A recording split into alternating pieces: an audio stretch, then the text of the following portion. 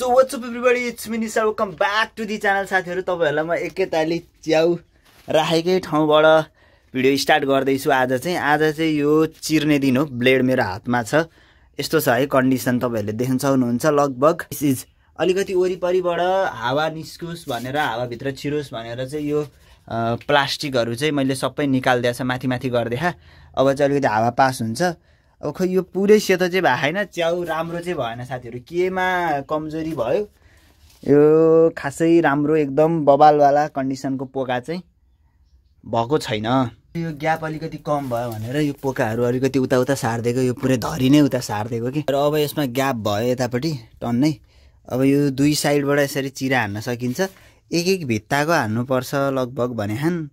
अब यति त होला नि 20 तिर हान्ने होला। यसो गरेर यहाँ पनि यसो गरेर हान्दिने। सेतो ज्यादा भएकोतिर हान्नु पर्छ कि जस्तो लागेको थियो। अब के हो कुरा? ड्याङ ड्याङ ड्याङ ट्याक ट्याक ट्याक। खोइ पराले कुइया जस्तो छ भित्र। के हो यो? कुइया त होला नि। ए होइन रे, अलिअलि कुइया त कतातिर यतैतिर हान्नु यार। पानी चाहिँ छिट्नु नपर्ने नि रहेछ भित्र, इनफ पानी रहेछ। ल ए चिरा चिरा चिरा लागिसक्यो, यसमा लागिसक्यो, यसमा नि लागिसक्यो। यो ढुसी धेरै आएको पार्टमा चाहिँ यसरी चिरा लगाउनु पर्छ, किनकि यहाँबाट निस्किन्छ कि च्याउ। ए ए ए राम्रो त भएन है हेर्दाखेरि। तपाईहरुले पनि गर्नु भएको छ भने चाहिँ मलाई अलिकति सल्लाह सुझाव दिनु पर्यो। यो चिर्ने बेला भएको थियो कि थिएन भनेर, यो पोका चाहिँ अलिकति राम्रो भएको छ कि छैन भनेर सल्लाह सुझाव पाऊँ साथीहरु। ल सक्यो, यति हो। चिरा पार्ने कुराहरु सबै सकाएँ मैले। यो दुईटा पोकामा चाहिँ म अहिले चिरा हान्दिनँ, किनकि यो दुईटा पोकालाई अर्कै घरमा लगेर राख्छु।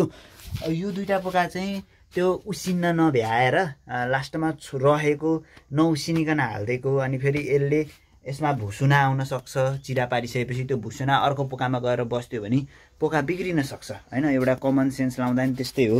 अनि त्यही भएर यो दुईटा पोकालाई चाहिँ अर्कै रुममा लगेर राखेर चिरा पार्दिने, किनकि यो फाल्न पनि मलाई मन छैन अहिले हैन। अहिले फाल्दिदा नि हुन्थ्यो हुन चाहिँ। राम्रो छ जे भए पनि, एकदम ठिक छ। म खुसी नै छु। अब मलाई थाहा छैन अब यो भन्दा राम्रो कस्तो हुन्छ भनेर, त्यही भएर नि खुसी भयो होला। अहिलेको लागि चाहिँ यो बन्द गरिदिउँ।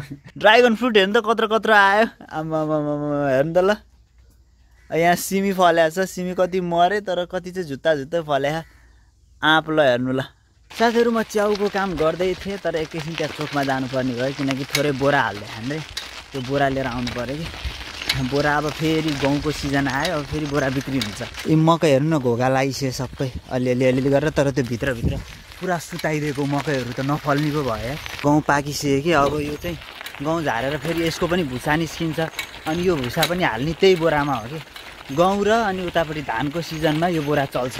अरू बेलामा नि बेचिरहेको हुन्छु मैले अलिअलि चाहिँ, मान्छेलाई थाहा भएपछि आउँछन्। ठिक छ, राम्रै छ। च्याउ पनि चलिरहेछ, बोरा पनि चलिरहेछ, अनि त्यसपछि उता पसल पनि चलिरहेछ। तीनटै लगातार चलिरहेछ। अर्को खेतीपाती बेला बेलामा पानी सानी पटाउनु पर्यो, यताउति त्यो पनि चलिरहेछ लगभग। यो सबै मकै हो। यतिखेर बेच्दाखेरि अहिले मकैको भाउ लगभग 4500 भयो होला। त्यही छ, त्यस्तै छ अरे। त्यतिखेर हामीबाट 3200-3300मा किनेर राख्छन्, अनि अहिले यतिखेर बेच्छन्। केही छैन, राख्ने हो। त्रिपालले छोपेर राखिदिने काम मात्र हो। मजाले बिक्री हुन्छ। अब म कुर्छु यहाँनिर मजाले। यहाँ हान्नु न, यो डिरेक्सन राख्दै रहेछ कि, सजिलो भयो नि त यो भएपछि। उता बिहानी वन समुदाय, नयाँ रोड, बरथुवा बजार सब राख्दै रहेछन्। यस्तै छ साथीहरु। तराईमा नि अब पुरै गर्मी बढ्न लाग्यो है। अब गर्मी आजभन्दा भोलिभन्दा 40 डिग्री सेल्सियससम्म गर्मी हुन्छ है तराईमा। म्याक्सिमम 42-43 पनि जान्छ हाम्रै गाउँतिर पनि। अनि अब गर्मी भएपछि काठमाडौँ भाग्ने कुरा नि आएन। अब च्याउ हाले त्यसलाई बेच्नु पनि पर्यो, टाइम लागिहाल्छ। अब मकैको कामहरू पनि यताउति गर्नै पर्यो। बाबा एक्लैलाई के छोडिदिनु, सबै मामु यताउति गर्दा गर्दै आइपुग्यो कि क्या हो। ट्रक हो यही हो पक्कै पनि होइन रहेछ। सलल गयो, नभए त रोकिहाल्थ्यो नि। मामु पढाउन जानुपर्छ हैन। अनि त्यसपछि बाबा एक्लैलाई 2-3 थरी छोडिदियो भने त ह्यान्डलै गर्न सक्नुहुन्न। त्यही भएर म पनि बस्नुको कारण यही हो कि अनि त्यसपछि अब अलि पछि चाहिँ यो सबै सकिसकेपछि चाहिँ काठमाडौँ छिर्छु होला म। सत्य कसैले बोलेछन् भने त मारिजाउँ मरिजाउँ जे भने पनि होइन, एकछिनमा आइपुगेँ म त्यहीँ नयाँ रोड भनेर भन्थेँ, अहिलेसम्म आएन। 20 मिनट भइसक्यो, 10 मिनटको बाटो छैन होइन, के भन्नु के अब। म कुरे साथीभाइहरू धेरै बेर कुराउँछन् क्यारे आज मलाई यहाँनिर। 5 minutes later. ल यो चाहिँ पक्कै हुनुपर्छ, यही हो ल। हस् दाइ, यही ट्रक रहेछ। यति 500वटा बोरा मात्र हालिदिन लगाएको अहिले। अब धेरै त ल्याइदिँदैनन् कि फेरि फ्रीमा ल्याउनु पर्छ। यो भएपछि अब यो सबै म यहाँ लोड गर्छु अनि है त तपाईँहरूलाई अहिले यो भेटौँला जाने बेलामा। त्यसरी लोड गरेँ मैले। अब लिएर जान्छु एकताली घरतिर गएर भेटौँला। यो गाह्रो हुन्छ मलाई एउटा हातले भ्लग गर्न र एउटा हातले डोर्याउनलाई। घरमा त ल्याइपुग्यो यार। ल है गाइज, पहिलाको जम्मा यति मात्र भएको थियो कि, अनि अलिकति स्टक गरेर राख्नु पऱ्यो। अहिले यहाँ 200-300 लिन आउनेलाई त थियो, तर कहिलेकाहीँ त 300-400 दिनु भनेर नि आउँछन् कि, अनि त्यही भएर यिनीहरू चाहिँ स्टक बस्छ अलि दिन। अनि त्यसपछि फेरि यताउति हतार गर्नु पर्दैन। सिजनको बेलामा त मारामार हुन्छ नि, उहाँ पुरै गाडी रिजर्भ गरेर लिएर आउनु पर्ने हुन्छ नि, तर अहिले यसो फ्रीमा आउँछ। 1500 भयो नि बच्छ। सबै बोरा तह लगाइयो अनि त्यसपछि म त पसलमा बसेको छु। पसलमा धेरै अपडेट गरिसकेँ साथीहरू, तपाईँहरूलाई मैले देखाएकै छैन होला होइन। यो सिसा हालेका छौँ है, अनि यो आफैले काटसाट यताउति गरेर सिसा ल्याएर सिसा ठोकठाक गरेर हालिदियो हो कि, त्यति राम्रो त भएन तर दामी भयो नि त। अब यो जति पनि अलिअलि साबुनहरू सबै मुसाले खाइदिने, साबुन मुसाले दार्दिने है। अनि त्यही भएर यो साबुनहरू भित्र छिराइदिए। अनि यो जति पनि यो उसको सामानहरू, यो के अरे स्टेसनरी सामानहरू भनौँ, अब यसलाई चाहिँ भित्र राख्न मिलेन है, नभए यो पनि मुसाले खाइदिए, सबै मुसाले खाइदिए साथीहरू। अनि यो अलिअलि मुसाले खाने चिजहरू चाहिँ सिसाभित्र छिराइदिए। यो पार्लेजी बिस्कुटमा पल्केर यो पनि भित्र छिराइदिए। अनि त्यसपछि उयो मुरी पनि भित्र छिराइदिए, सबै भित्र छिराइदिए। अब आनन्द यति सिसा हाल्दैछु वरिपरि। अब अरू ठाउँमा त हाल्न सकिएन, तर यति खर्च चाहिँ गरियो। यी अनि अन्डा नि राख्न थालेको। अब अरू बेलामा मुसाले बिरालोले खाइदिन्थ्यो अन्डा, अब अहिले सिसा राखेपछि अन्डा नि राख्न मिल्यो। अनि पसल बढे हेर्नु त ल, पुरा भरिभराउ छैन त पसल, जताततै पुरै भरिया, खचाखच पसल भरिया। अनि यस्तै छ, अरू त के भन्नु। अब गर्मी छ, अलिअलि चिसो बेचिन्छ। 2-3 बज्यो होइन, अनि एक ठाउँमा चाहिँ बोरा ल्याइदिनु भनेको छन् कि, अरू बेलामा लिन आउँथेँ है। आज भाइ जसरी नि ल्याइदियो मलाई भनेको छ, त्यही भएर म 100 बोरा हालेर बजार निस्किएको छु। अनि अलिअलि सामान पनि होला, पसलको सामान पनि लिएर आउँछु। जाउँ, यति बोरा भयो नि डेलिभरी गरिदिउँ। सधैँको कस्टमर हो, कहिलेकाहीँ त आपत्तै पर्छ कि कस्टमर मोबाइल ल्याइदियो है। ल साथीहरू, म निस्केँ होइन, सर बजार गएर यति पुऱ्याइदिनु पऱ्यो, अलिअलि सामान पनि ल्याउनु पऱ्यो। यस्तै छ, गर्नु त पऱ्यो काम नगरिकन बसेर त उपाय छैन। यो मकैबाट निस्किएको तातो हावा हप हप, यस कारणले नि तराईमा गर्मी बढ्या होला जस्तो लाग्छ। अब भोलि पर्सि अझै झन् यो मकै पाक्दै जाँदाखेरि पुरै वरिपरि गुमुक्क परेको तातोकै यो हावा पनि चिसो होइन त्यस्तो आउँछ क्या। अनि त्यही भएर नि मान्छे बस्नै नसक्ने उडड्नै गर्मी हुने हो कि साथीहरू। हेर्नु न ल, मान्छे गाह्रो घरमा बस्न नसकेर पुरै बाटोमा आएर बस्नुपर्ने हुन्छ। हेर्दै परिभाषा इक्जाम्पल देखिहाल्नु भयो तपाईँहरूले। साथीहरू, मैले बोरा छोडिदिइसकेँ, अनि सोयाबिन लगेर राखिदिन्छु भन्ने सोचिरहेको छु कि।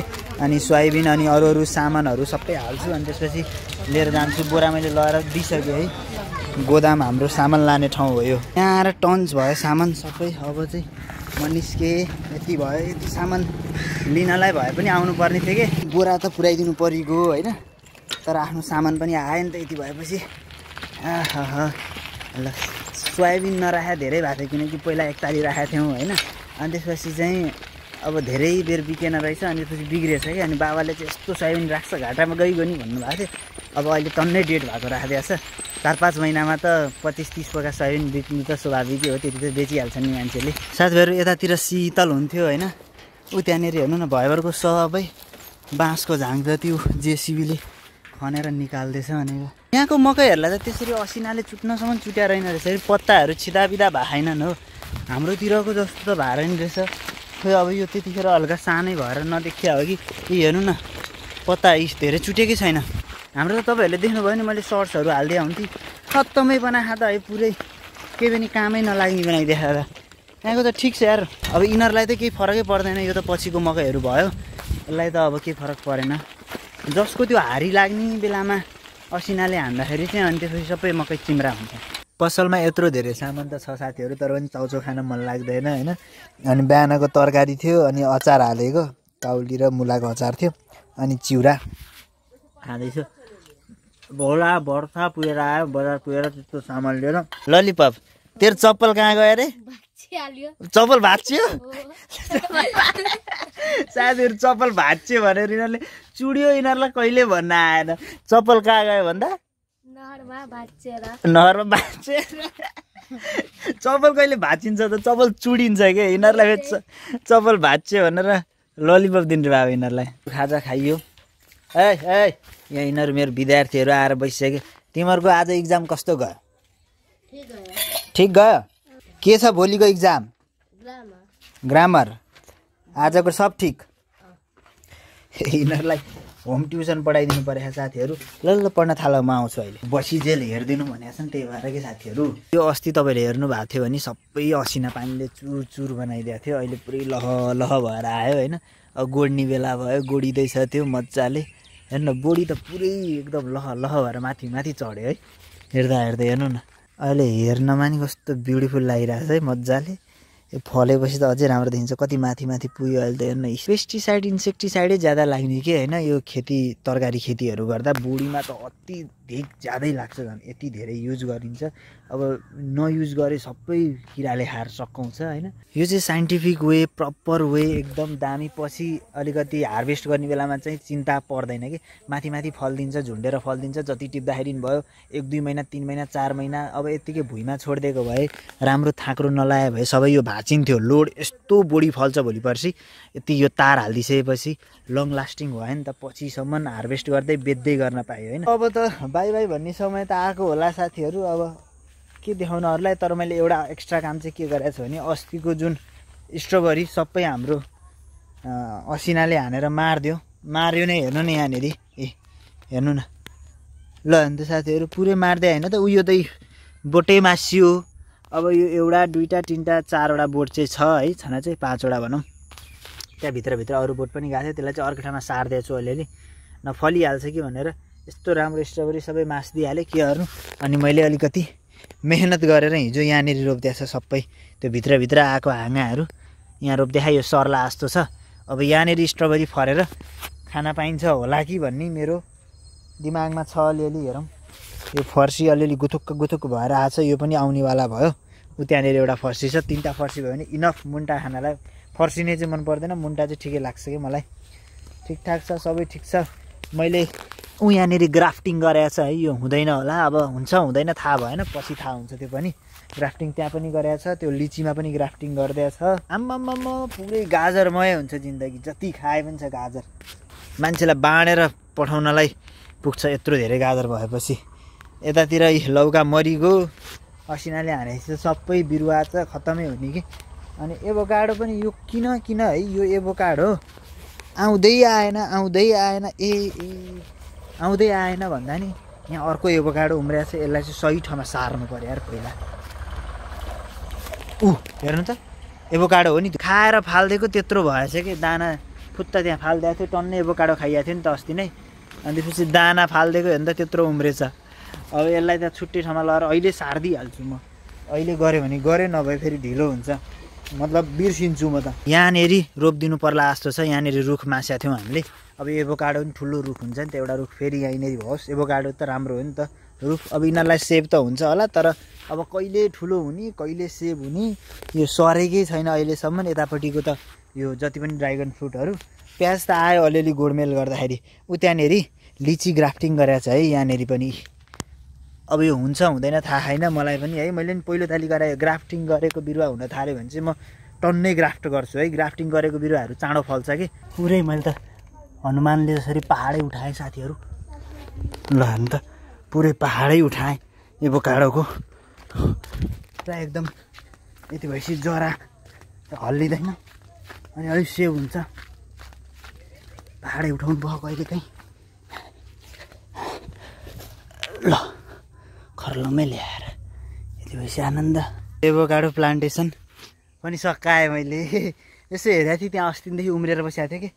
त्यहाँनिर अब फेरि मासिन्छ, यताउति मामुले फेरि तरकारी सरकारी टिप्दा यताउति गर्दाखेरि फेरि भ्याइयो भने बर्बाद हुन्छ। त्यहाँ भएपछि त सेफ भयो।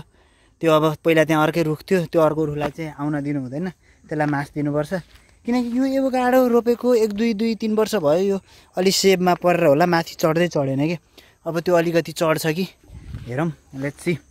अब साथीहरू यही हो, आज दिनभरिको सबै कुरा देखाएँ। मेरो त्यो बच्चालाई नि एकछिन पढाइदिनु पर्ने छ, अघि पढाएँ, एउटा दिन्छु, होमवर्क दिन्छु, गर्छु। त्यो अलि इक्जाम रहेछ, इक्जामको बेलामा मलाई हेरिदिनु भनेको छन्।